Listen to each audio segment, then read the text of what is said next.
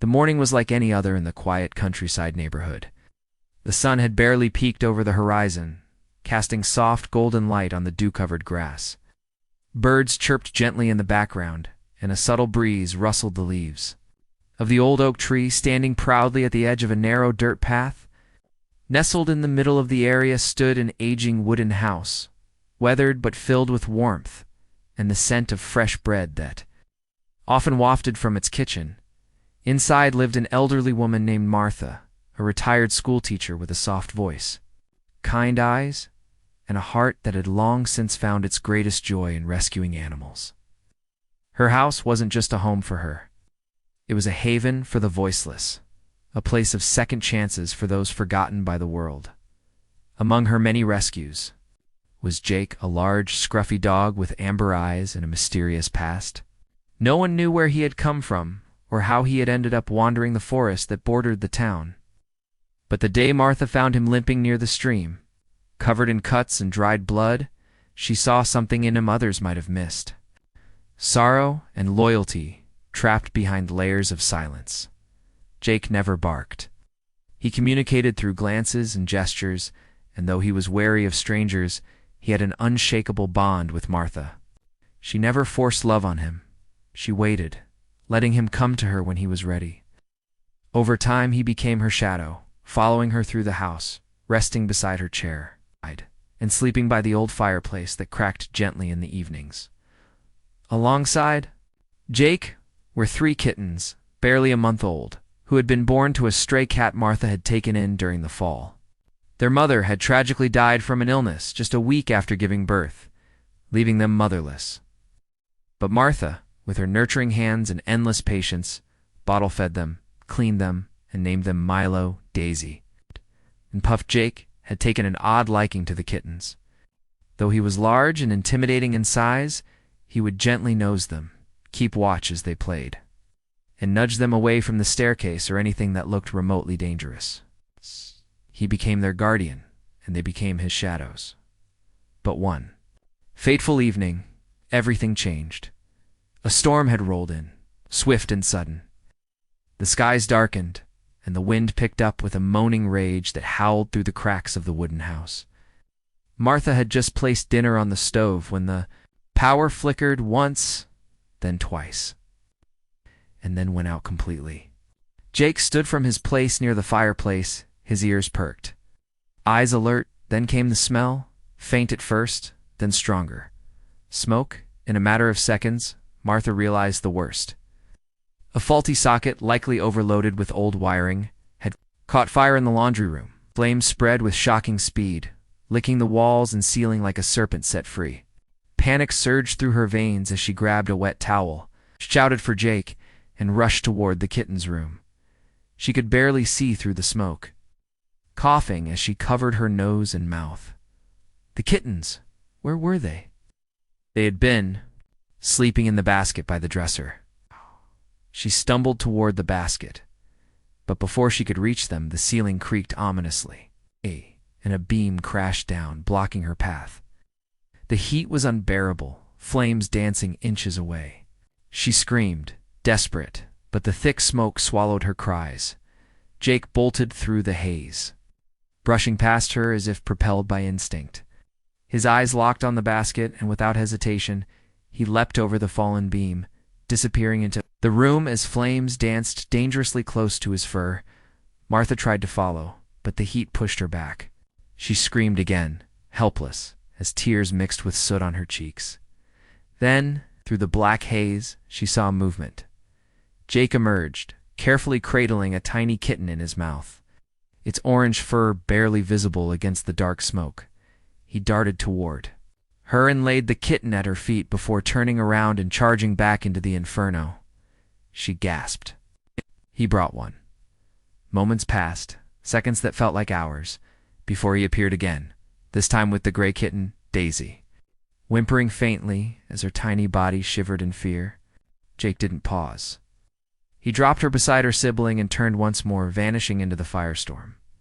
Martha wept, cradling the 2 kittens in her arms as she crawled toward the door. But before she could reach the third, she heard the groan.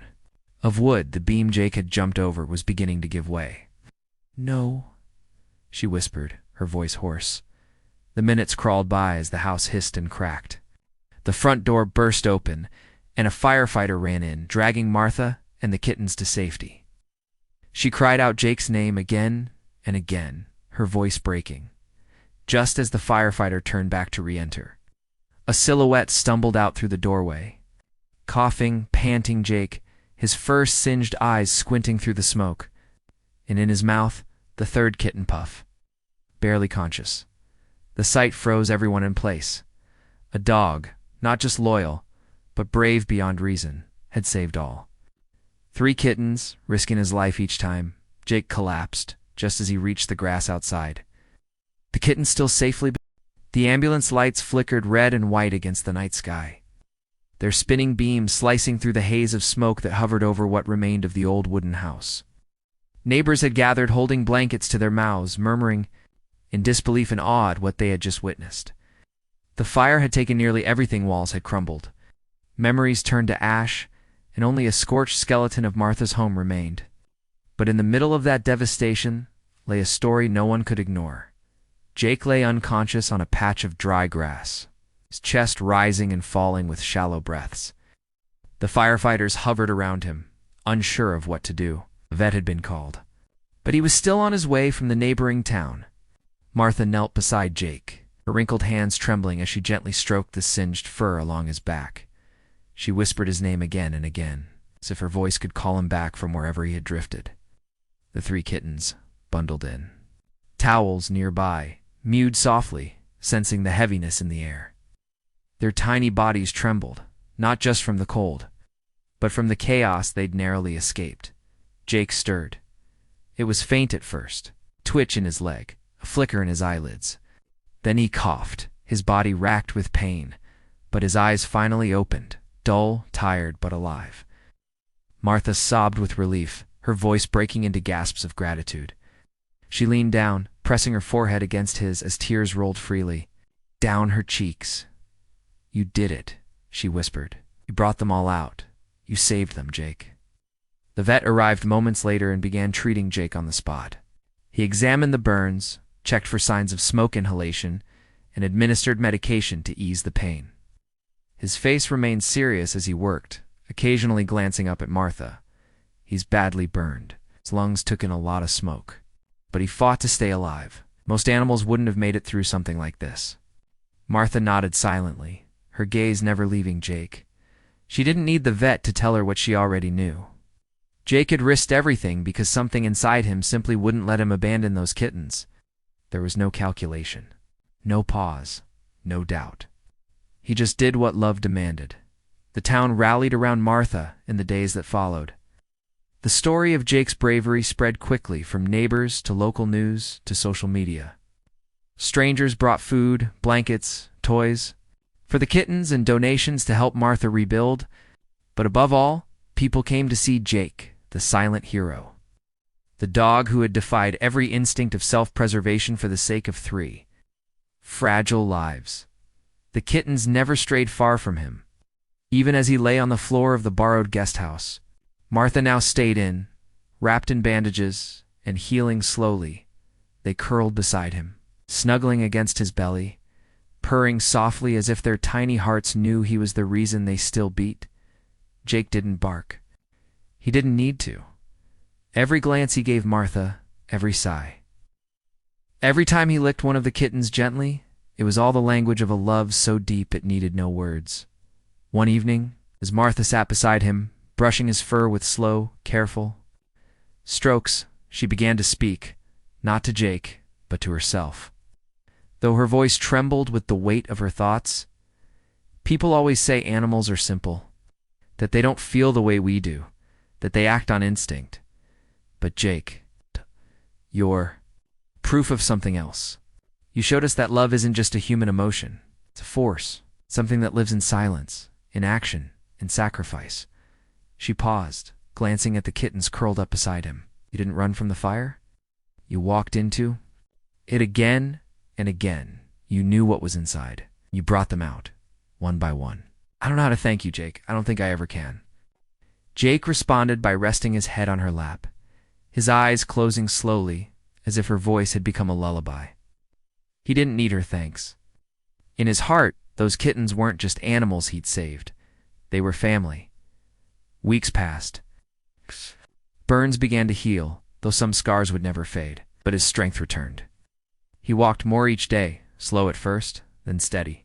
The kittens grew bolder, tumbling across the floor, chasing bits of string, pouncing on each other in a game of mock battle. But whenever they grew tired, they returned to Jake, crawling atop him like a living blanket of love. One day a local journalist came to interview Martha. She sat on the porch of her rebuilt home, a simple place, not as large as the one before, but filled with light and warmth. Jake lay nearby, watching the kittens play, with a lazy wag of his tail. The journalist asked, "Why do you think he did it? Most dogs would have run, but he didn't." Martha smiled, her eyes glistening, because love doesn't run from fire, walks through it. The story of Jake and the kittens reached even further, a viral article, then a feature. On a national TV show, people from around the country wrote letters, sent gifts, and even named shelters after Jake. But for Jake, none of that mattered. All he needed was right there beside him, 3 kittens who trusted him with their tiny lives, and a woman who had given him a second chance when no one else would. But this story wasn't over yet, because life, as it often does, had more to unfold. Not tragedy this time, but something different. Something that would test the bonds they'd built, and revealed just how deep Jake's instincts truly were. The seasons began to shift, and with the change in weather came a calmness that settled over the new home like a warm blanket. The once injured kittens, now growing into young, curious cats, had become the joy of Martha's days and the heartbeat of Jake's world. Their once tiny paws were now confident, leaping over furniture, chasing shadows, climbing anything they could find, even Jake himself, who tolerated their mischief with an endless patience that only deepened with time. Jake was healing. But he was different now. His body bore reminders of what he had been through. Patches of fur hadn't grown back, and his legs moved slower on cold mornings. But he had gained something too, something unspoken that connected him to every living creature in that house. When Martha would look into his eyes now, there was wisdom in them, kind of quiet knowing, a soul that had burned but refused to break. One morning, as the frost still lingered on the windows and Martha stirred a pot of oatmeal, Jake suddenly stood at the front door, alert. He let out a single huff, the first vocal sound he'd made in weeks. Not a bark, just a warning. Soft and low, Martha turned, surprised. She opened the door and stepped out, looking around. There, at the edge of the trees, was a small dog, skinny, trembling, barely able to walk. Its coat was matted, eyes dull with hunger. It looked like it hadn't eaten in days. Jake walked forward without hesitation. He approached slowly, lowering his head in a gesture of peace, and the stray collapsed onto the ground, too weak to continue. Martha rushed inside, fetched food and water, and together, she and Jake brought the newcomer into their home. They named him Benny. Benny was younger than Jake, likely abandoned or lost in the nearby woods. He was anxious, fearful, and reactive. He growled at sudden sounds and flinched at raised hands, but Jake never growled back. He sat beside him, calm and steady, as if he remembered all too well what it felt like to be broken and afraid. The kittens. Now cats were wary of Benny at first. He barked too loudly, moved too fast, and had no sense of boundaries. But Jake intervened, gently but firmly correcting Benny's behavior with nudges, with looks, teaching him, guiding him, fathering him. Martha watched it all unfold with awe. Jake had not only saved lives, he was now shaping them. Weeks turned into months. Benny transformed under Jake's care. He no longer cowered in corners. He played with the cats, waited patiently for meals, and slept curled beside Jake by the fireplace, the same one Jake had nearly died protecting. It was as if the cycle of kindness had continued. Jake had passed down a silent code of love, and Benny, once shattered, had absorbed it like sunlight after a long winter. But one night, something happened that would remind them all that the world beyond their warm, quiet home still carried danger. A storm rolled in, unlike the last time. There was no fire, no broken wiring. But the wind was brutal, snapping branches and tearing through the trees. Power lines fell, roads flooded. Martha, Jake, Benny, and the cats huddled inside, listening as the storm screamed outside like a wild animal. Then came the knock. It was faint at first, then again a desperate pounding. Martha opened the door, and there stood a teenage girl, soaked, sobbing, holding something bundled in her coat. Behind her, a car was stuck in a ditch, its hazard lights blinking in the distance. The girl collapsed inside, her words tumbling over each other. She had been driving home when she spotted movement on the side of the road, a cat hit by a car, meowing weakly, her body covered in mud and blood.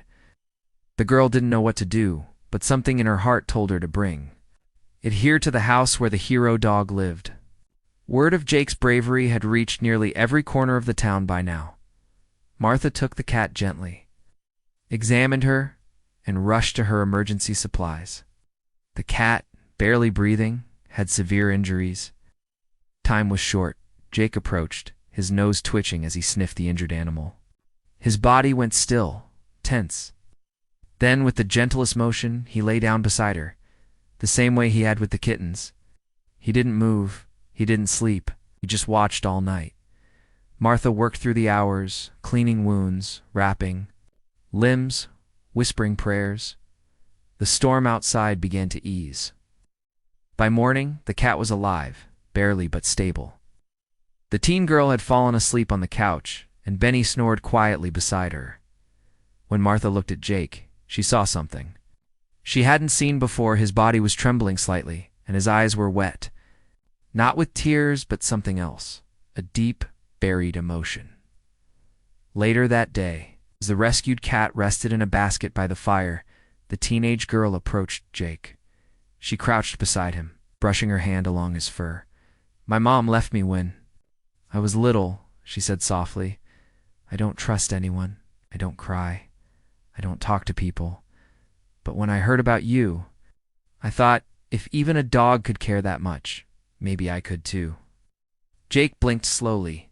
His tail thumped once against the floor. "You saved more than kittens," she whispered. "You saved people who didn't even know they needed saving." Jake reached forward and gently pressed his nose against her hand. It was a quiet moment, but one that would stay with him. Spring returned, gentle and full of promise. The trees that had been bare now wore fresh leaves, and the ground, once scorched with memory, bloomed with flowers as if the earth itself was healing alongside those who lived upon it. Home had not only been rebuilt with stronger walls, it had become a place whispered about with reverence. A sanctuary known by locals as the House of Second Chances. Inside, life thrived. Jake lay on the porch most days now, his body slower but still strong in spirit. The kittens, now full-grown cats, often curled around him or climbed the nearby railing, watching the birds and pawing at butterflies. Benny, no longer the frightened stray, had become Jake's loyal shadow, protective and proud, as though he knew he had inherited a role far greater than he ever expected. The rescued cat, the one brought by the teenage girl during the storm, had survived. Her name was given as Willow. Her back legs never fully recovered, but she moved with dignity and grace.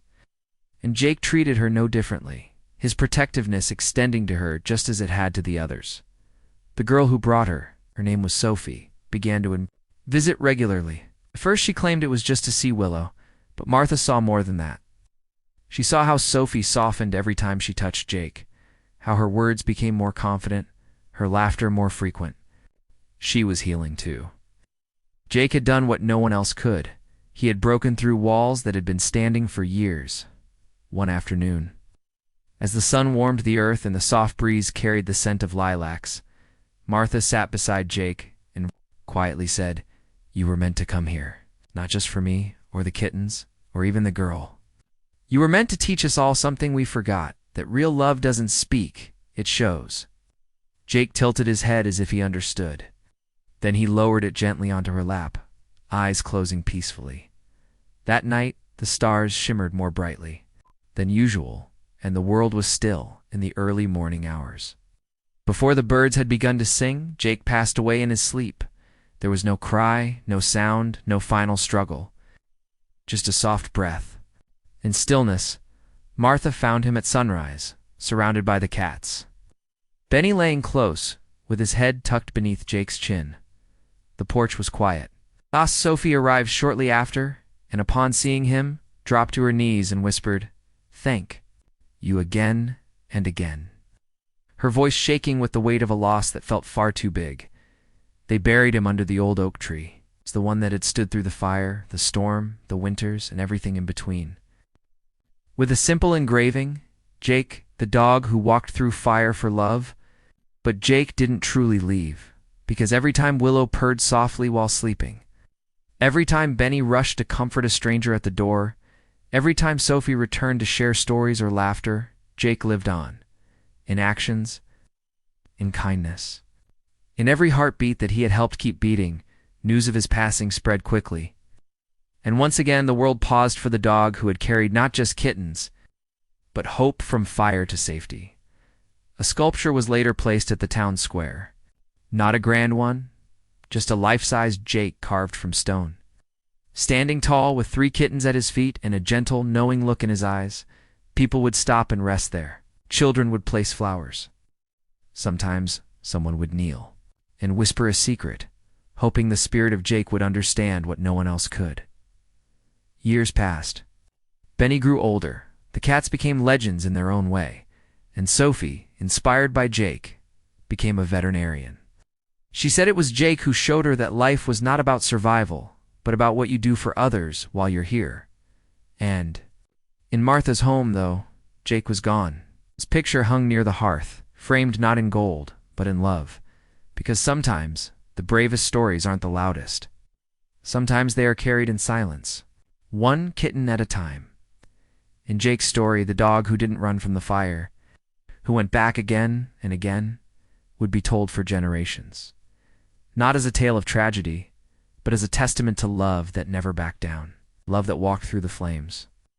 One step, one paw, one heart at a time.